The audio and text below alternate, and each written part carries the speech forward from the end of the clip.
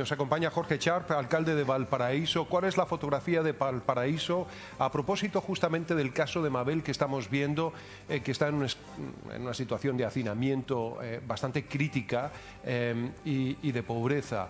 ¿Cuál es la fotografía que nos procura usted en una comuna que, a su vez, hay que decirlo, no tiene cuarentena todavía? Alcalde, buenos días. Amaro, buenos días. Un saludo afectuoso a todos los que están en el estudio, particularmente a Mabel y a su familia. Espero que estén bien y gocen de buena salud. Buenos días.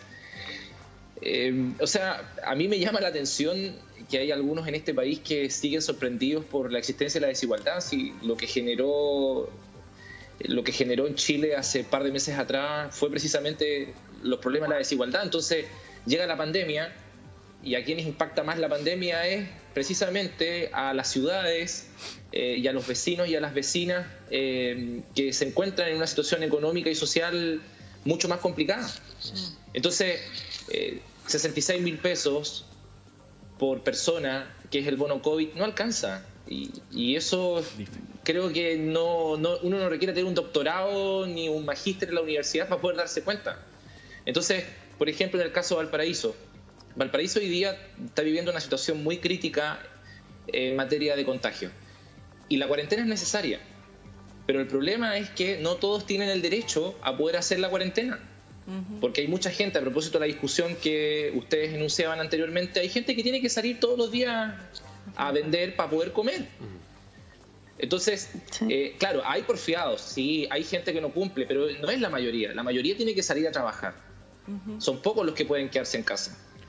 Entonces, me parece que si las medidas sanitarias como confinamientos domiciliarios no van acompañadas de medidas económicas y sociales, al final el impacto es peor o mayor que el que no tomar una medida de confinamiento domiciliario o de quedarse en casa. Yo creo que eso... Entonces, sí, eso, perdona, invita justamente a una... Si me permite la breve interrupción solamente, eso invita a una pregunta de una estadística que conocimos esta semana, dada también por el Colegio Médico y por la Universidad de Chile, y es que el 15% de las personas infectadas se desplaza a lo menos una vez a la semana propagando el virus.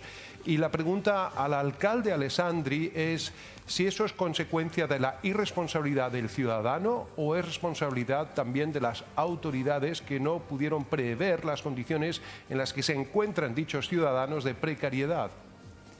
Yo creo que es un tema mixto, hay que distinguir. Hemos tenido muchos ciudadanos, vecinos de Santiago que han cumplido la cuarentena y yo, a diferencia de Valparaíso, llevamos 73 días y ha sido un nivel de estrés, angustia, depresión, tema económico, preocupación constante. Pero también hay un porcentaje menor de población que no ha cumplido. Frente a eso, ¿cómo la autoridad podía prever esto? Es muy complejo, se han tomado una batería de medidas. Nunca antes en la historia el gobierno de Chile, el Estado, había invertido tantos recursos. Pero lo que ocurre, Amaro, es que no sabemos cuánto va a durar esto.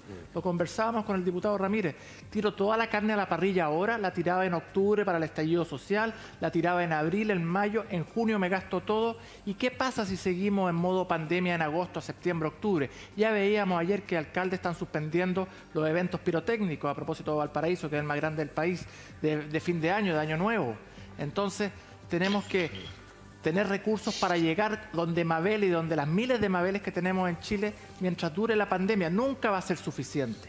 Y la desigualdad siempre ha existido. Sí, tenemos que tratar de igualar la cancha y, como decíamos al comienzo, que todos tengamos la posibilidad de irnos a una cama UCI y que esa cama UCI sea igual en Arica, en Punta Arenas, en Santiago o en Valparaíso. Eso el Estado ha hecho grandes esfuerzos. Directamente al alcalde Sharp, ¿cuál es la realidad de su comuna, alcalde, en cuanto a las residencias sanitarias y si se podría implementar algo como lo que propone Amaro? Gracias, Tonka. Yo le agradezco a Mabel que ella pueda contar su realidad, que es la realidad de millones, pero creo que ella no debería estar en un matinal contando lo que está pasando. Debería tomarse acciones concretas para que ella no tenga que estar en un matinal contando lo que le sucede, porque parece que es la única forma de sensibilizar a los ministros luego de las declaraciones que ayer escuchamos del ministro Mañalich. Y esto yo no lo hago con un afán de querer criticar por criticar, sino que para que el gobierno cambie el rumbo, porque una medida sanitaria tiene que ir acompañada de medidas sociales y económicas, alimentos, atención médica, ingresos garantizados y básicos, que le den el derecho a las personas a poder quedarse en casa para poder cuidarse, porque no todos tenemos ese derecho, o no todos tienen ese derecho. Y eso genera, por ejemplo, situaciones como la que Tonka me preguntaba. Mire, las empresas de Valparaíso, las pequeñas y medianas empresas, nos decía esto la Cámara de Comercio y Turismo, postularon al FOGAPE, hicieron una encuesta. De 100 empresas, solamente 5 empresas tuvieron FOGAPE, pero ninguna por el tope máximo promedio de asignación de crédito. De sus ingresos. Eso ha generado, exactamente, eso ha generado que empresas quiebren y que mucha gente quede sin empleo y que por tanto tenga que salir a trabajar para poder sobrevivir. Le propusimos al Seremi de Salud, y estamos a la espera de que eso tenga lugar, 3 o 4 hostales en Valparaíso para que actuaran como residencia sanitaria y con eso también producir una situación de reactivación. Estamos a la espera que nos den el ok. Hoy día en la región de Valparaíso actúa como residencia sanitaria centralizada el Hotel O'Higgins. Y todavía, según lo que nos indican, sí. O sea, hay varias, pero para la Quinta Costa en particular es el Hotel O'Higgins y ese todavía tiene capacidad. Ahora, ¿qué es lo que creo que tenemos que hacer? Mire, una cosa muy sencilla. ¿Dónde la gente se va a atender cuando tiene un problema de salud? Los consultorios. Sí. Y los consultorios tienen una forma de financiamiento que les hace de que incluso en pandemia les sea muy escasa la cantidad de recursos para poder actuar. ¿Qué es lo que tenemos que hacer? Reforzar los consultorios, la atención primaria de salud. ¿Por qué? Porque en la atención primaria de salud podemos hacer lo que dice la doctora. Podemos hacer el seguimiento de los casos, definir la trazabilidad, realizar atención médica a domicilio. Aislarlo. Pero ¿se acuerdan de que hace un mes atrás estábamos discutiendo incluso aquí mismo sobre si teníamos que tener los alcaldes y los consultorios la información sobre los pacientes hoy día contagiados?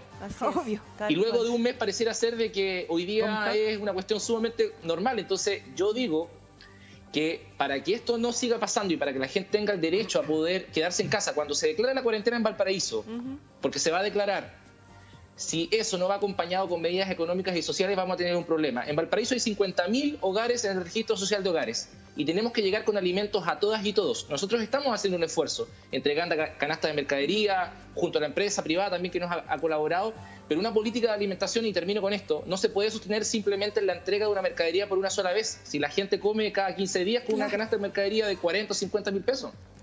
Entonces, pienso que tenemos que cambiar la estrategia y, ojo, hoy día está la discusión de si entramos con todo o no entramos con todo. Hay que entrar con todo. Si esto es una catástrofe, si no hacemos ahora algo, va a ser peor. Entonces que los economistas se prolonga. dejen de decir de que hay que guardarse algo. No, hay que poner todo arriba de la mesa en este momento. Somos el país con la tercera tasa de contagio a nivel latinoamericano. Somos el país donde cada media hora una persona muere por COVID. Somos el país donde tenemos más alta tasa de contagio por 100.000 habitantes en Sudamérica.